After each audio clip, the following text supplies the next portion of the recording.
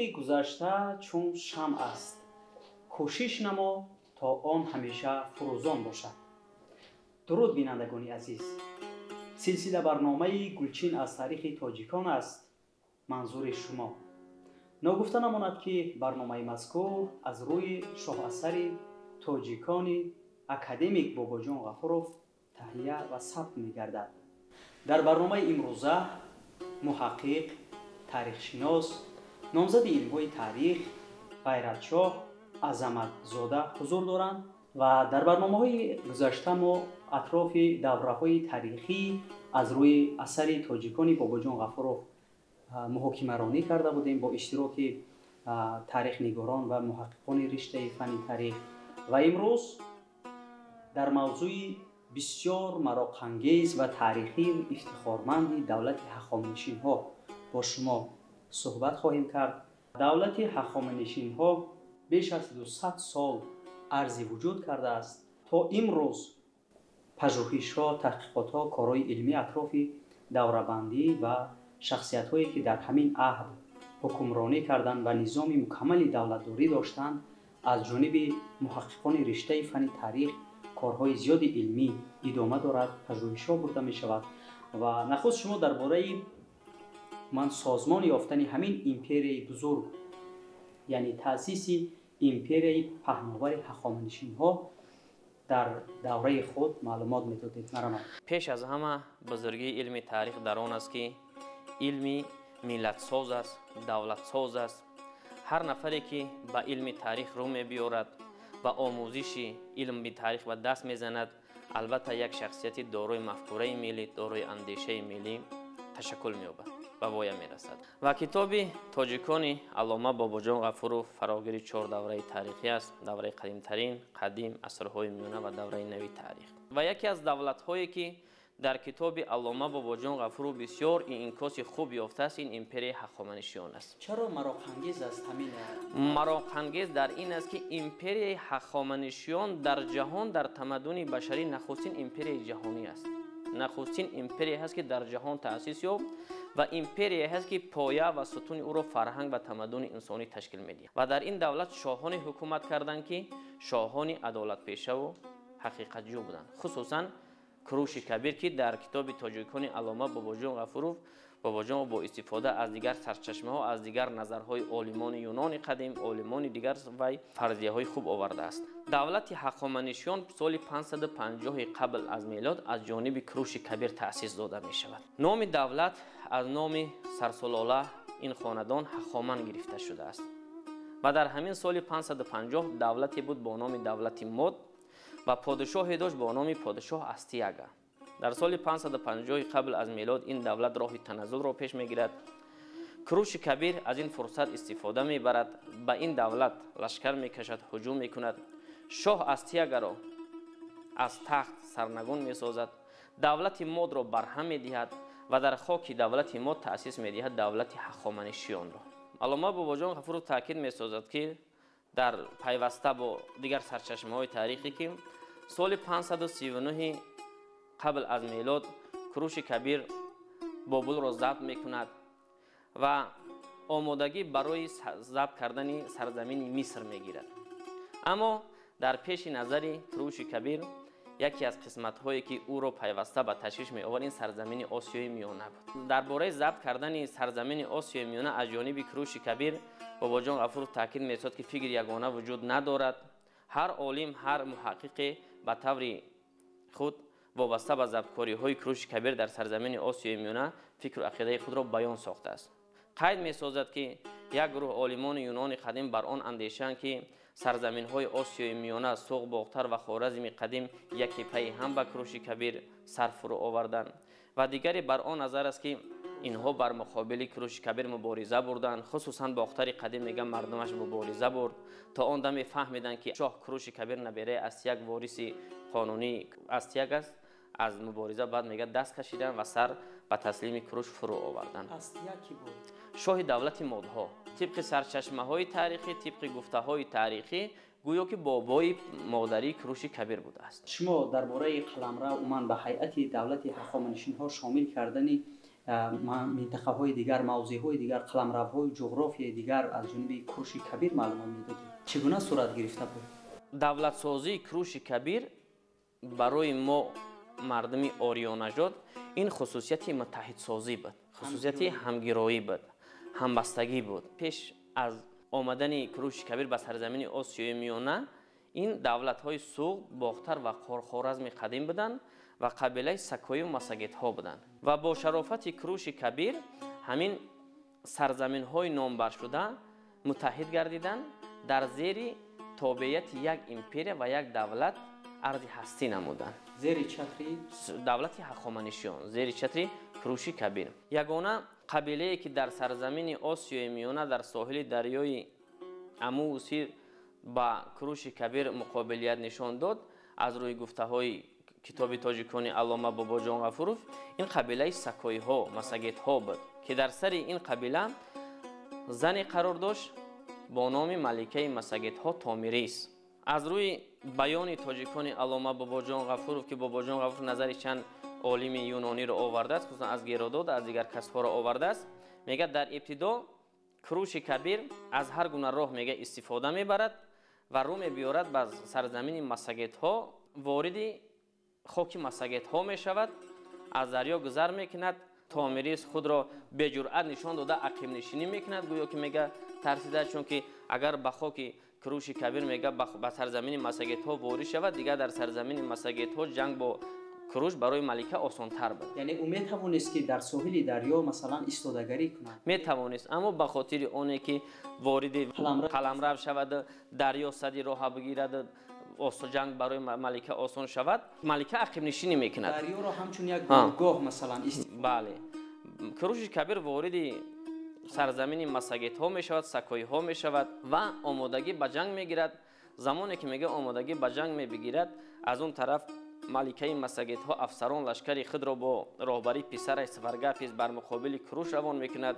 круш мега дар ибтидо аз найранг истифода мекунад, дар як майдоне, дар як замини дашт як зиёфате ороста мекунад ва ақибнишинӣ мекунад. мега замоне ки афсари аскари маликаи масагетҳо Томирис ва писари ӯ Спаргапис вориди майдони ҷанг мешавад ва дар майдони ҷанг як зиёфатеро ороста мебинад, мега фаромӯш мекунад аз майдони ҷангро ба як майдони базму бозӣ вай мекунад, мубаддал месозад. ин бетаҷрибагӣ писари маликаи масагетҳо Спаргапис буд ки як мега бачаи ҷавон буд, маҳорати хуби ҷангӣ надошт, он қадар таҷрибаи хуби ҷангӣ ва давлатдорӣ надошт. ва дар ниҳояти кор круши кабир ҳуҷум мекунад, писари маликаи масагетҳоро ба қатл мерасонад, афсари маликаи масагетҳоро то андозаи торумор мекунад.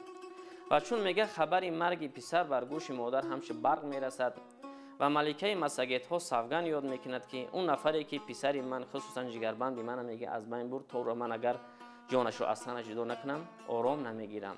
ва ба ҳамин маликаи масагетҳо бо афсару аскари зиёд бар муқобили круш ҳуҷум мекунад ва миёни ҳарду қувва як ҷанги бузурге ба вуқӯъ мепайвандад ва дар ин ҷанг мегӯяд круши кабир аз ҷониби маликаи масагетҳо, аз ҷониби хусусан афсару аскари масагетҳо ба ҳалокат мерасад ва дар ҷанг шикаст мехӯранд. устод ин як фарзия акнун як фарзия аст ки бо Геродот ба дигар ақида аст ки писари маликаи мега масагетҳо асир меафтад ва ӯ дар асир афтоданаш ба худкушӣ мекунад. бале дар бораи қатли круши кабир фарзияҳои зиёд вуҷуд дорад ва бисёр муҳаққиқону муаррихон бар он андешаанд ки як подшоҳи кишваркушо, як шоҳе ки ба ин қадар дороиву ба ин қадар қудрат ҳеҷ гоҳ аз дасти як зан куштаву қатл карда намешавад. фарзияҳо зиёданд, аммо манбаи асосии мо, объекти асосии мо аз рӯи тоҷикони аллома бобоҷон ғафуров аст. ба он хотир мо он фарзияҳое ки дар китоби тоҷикон бобоҷон ғафуров ҳамонҳоро баён сохтем. академияи бобоҷон ғафуров дар такя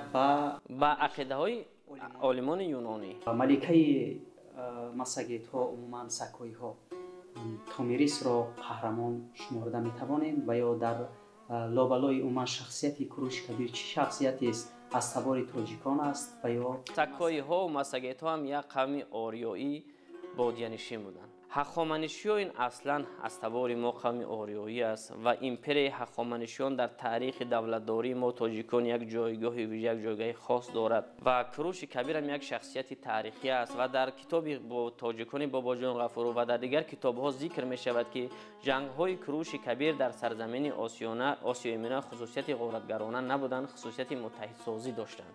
یعنی تمام قبیله ها، تمام قوم های آریایی رو در یک امپری بزرگ متحد ساختند. دیگر سرزمین های آشور و بابل و دیگر سرزمین ها رو به زیر تصرف خود درآورده بودند. میدونیم که اساسگذار شاه اثری که از گذشته تا امروز همچون یک منبع سرچشمه استفاده می شود، این حقوق بشری کوروش. بله، اعلامیه حقوق بشری کوروش کبیر است که درباره شخصیت کوروش کبیر چون اشاره رفت، شما درباره اعلامیه سازمان داده کوروش کبیر چند جمله میگفتید؟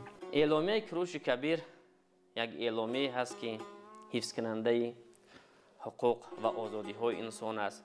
اگر ما تاریخ دولتداری هخامنشیان را به طور مفصل بیان سازیم، یک دولتی بود که اگر شاهان هخامنشیانی، اگر ما قوم آریایی به کدام دولت‌های دیگری سر می درآوردیم، ما البته به ارزش و احترام به حق و حقوق اون مردم ارزش و احترام خاصه می‌گذاشتند و امروز هم اعلامیه حقوق بشری کوروش کبیر در میان دیگر اعلامیه‌ها جایگاه خاصه دارد و همچون یک مواد تحقیقی، همچون یک مواد آموزشی پیوسته مورد آموزش و تحقیق است و مورد اعتراف علم است. از نظام دولتداری متمرکز کنانیده شده دولت هخامنشیان ها که از طرف کوروش کبیر و داریوش راه اندازی گردیده بود و نظام درآورده شده بود استفاده میکردند، از آن میگفتید.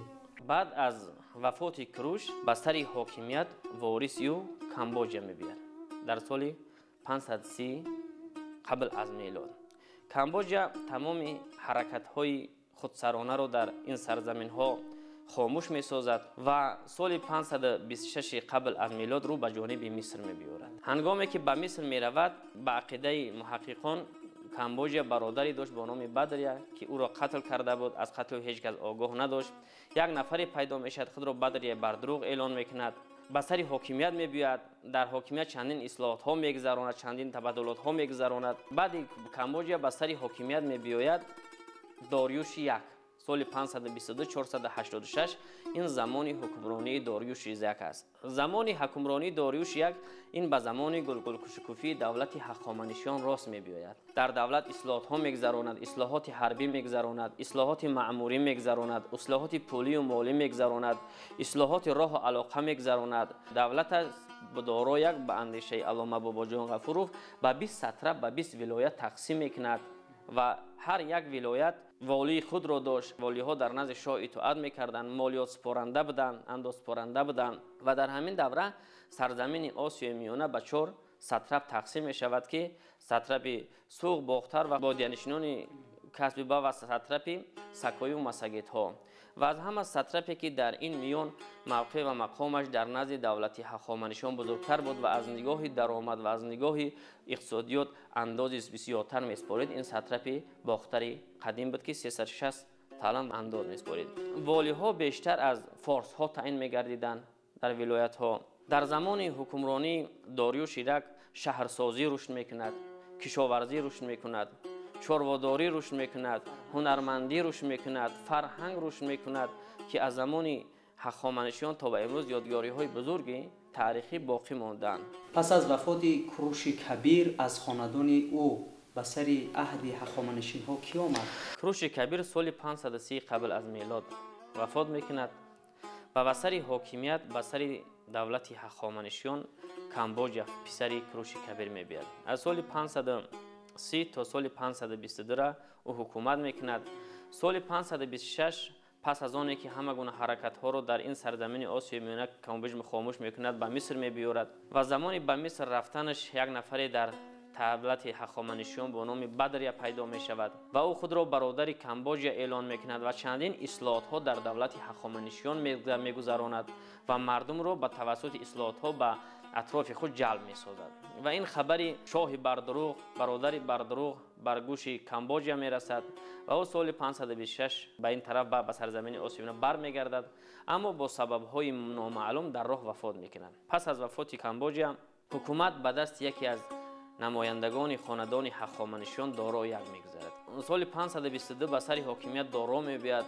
давраи ҳукмронии доро як дар таърихи давлатдории ҳахоманишиён бисёр давраи гулгулкушкифии давлат аст. баъд аз ардашери ду ба сари ҳокимият писари ардашери ду ардашери се мебиёяд. ардашери се мегӯяд 115 та бародар дошт. ҳамун 115 бародари хешовандони худро ба қатл месунад. умуман дар давраи ҳукмронии ардашери се шоҳони ҳахоманишӣ ба бозичаи дасти дарбориён табдил меёбанд ва як нафаре бо номи хоҷасарои боҳӯй табиби дарбори ҳахоманишиён шоҳоне ки баъд аз ардашери ва шоҳоне ки пас аз ардашери се омаданд заҳр дода қатл мекунанд ва дар ниҳоят ба сари ҳокимият дорои се мебияд ва дорои серо ин табиби дарборӣ қасд мекунад ки тавассути заҳр ба қатл расонад, аммо аз найранги ӯ дорои се бохабар мешавад ва он косаи заҳре ки омода карда буд барои доросиро ба худи табиб менушонаду ба қатл мерасад, худи табиб ба қатл мерасад ва ба ҳамин акнун дигар дар давраи ҳукмронии дорои се давлатдории ҳахоманишиён роҳи таназзулро пеш мегирад. асосии давлати ҳахоманишиён аз муноқишаҳои дарборӣ аз ин ҳолат юнониҳо бохабар мешаванд, искандари мақдунӣ бохабар мешавад ва роҳи забткориҳоро ба ҷониби давлатдории ҳахоманишиён пеш мегирад ва байни искандари мақдунӣ ва байни дорои се муҳорибаи бузург сар мезанад. муҳорибаи 334 қабл аз милод, муҳорибаи 333 қабл аз милод ки дар ҳар ду муҳориба нотавонӣ ва беҷуръатии дорои се баръало намоён мешавад ва дар ниҳоят соли 331 охирин муҳориба байни давлатдории ҳахоманишиён ва байни давлатдории мақдуниҳо ба вуқӯъ мепайвандад ки дар натиҷа давлатдории ҳахоманишиён аз байн меравад ва сарзамин ва хок ба дасти юнониҳо мегзарад. мо то ба аҳди искандари мақдунӣ ва давлатдории юнону мақдуниҳо расидем ки он мавзӯи алоҳида аст ва дар охир хулосаи шумо чун имрӯз дар замони феълӣ аз раванди давлатдорӣ ва низоми мукаммали давлатдории ҳахоманишинҳо ва шахсияти кӯрош ва дориёш ба некӣ ёд мекунанд. хулосаи шумо дар бораи ин мавзӯъ? хулосаи ман ҳамин аст ки чӣ хеле ки ман дар ибтидо қайд кардам, хусусан дар давраи истиқлолияти давлатӣ ки мо ин 32 соли истиқлолияти давлатиро қадам зада истодем, омӯзиши таърих як амри табиӣ ва амри зарурӣ ҳаст. хусусан ҳамин давлатҳое ки мо таъсис додем. агар мо ба таърихи давлатдории тамоми халқиятҳо ва миллатҳои ҷаҳон назар афканем, он давлатҳое ки дар таърих мо тоҷикон гузаштагони мо тоҷикон таъсис доданд ба куллӣ аз дигар давлатҳо фарқ доранд. чӣ давлати ҳахоманишиён, чӣ давлати сосониён, чӣ тоҳириёну сафориёну сомонӣ ва дигар давлатҳо. ва давлатдории ҳахоманишиён намунаи олитарини давлатдорӣ дар аҳди қадим буд. намунаи олитарини давлатдорӣ буд ки шаклу назири давлатдории ҳахоманишиёна дигар халқияту миллатҳо ба чунин шакл ёд надоранд, касб кардан наметавонанд. ҳам дар адолат, ҳам дар рушди шаҳрсозӣ, ҳам дар пешрафти фарҳанг, дар ҳама тамоми самтҳо давлатдории ҳахоманишиён як намунаи олии давлатдорӣ буд ки қариб 200 сол дар таърих арзи ҳастӣ кардааст. ва замони ҳахоманишиён ёдгориҳои беназир боқӣ, хусусан ёдгории хазинаи амударё ки баръало имрӯз бозгӯи давлатдории ҳахоманишиён аз ҳунару фарҳангу тамаддуну чирадастии мардуми ҳахоманишӣ хабар медиҳад. ташаккур, изҳори сипос барои иштирок дар барнома ва андешаронӣ кардан атрофи як мавзӯи бисёр ҷолибу шавқовар. ин ҳам бошад таъсис, рушду такомул ва инқирози империяи бузурги ниёгони тоҷикон дар аҳди ҳахоманишинҳо. мо инҷо ба анҷоми силсила барномаи гулчин аз таърихи тоҷикон расидем. албатта бо иштироки номзади илмҳои таърих ғайратшоҳ азаматзода ва дар барномаҳои навбатӣ вобаста ба боб ва зербобҳои тоҷикони аллома бобоҷон ғафуров бо иштироки таърихнигорони ватанӣ бароятон маълумот хоҳем дод.